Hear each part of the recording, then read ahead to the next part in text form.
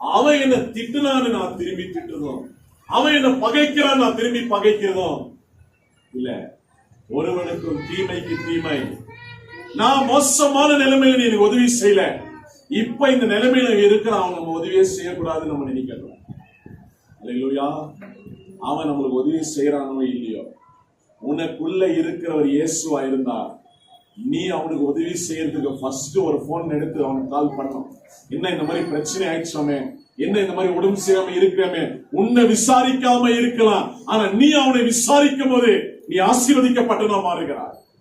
என்ன யாரும் கேட்கல, எனக்கு எவ்வளவு பிரச்சனை வந்துச்சு யாரும் போன் பண்ணல, ஆனா நீ அவனுக்கு ஒரு பிரச்சனை ஒரு கால் பண்ற பாரு, அங்கதான் நீ இயேசுவோட பிள்ளையா இருக்கிற, அங்கதான் நீ ஆண்டவரோட பிள்ளையா இருக்கிற. ஆண்டவரோட பிள்ளையா இருக்கிறத நம்ம இந்த உலகத்திற்கு காட்டணும். இந்த உதாரணங்களை நம்ம பிள்ளைகள் பார்க்கணும்.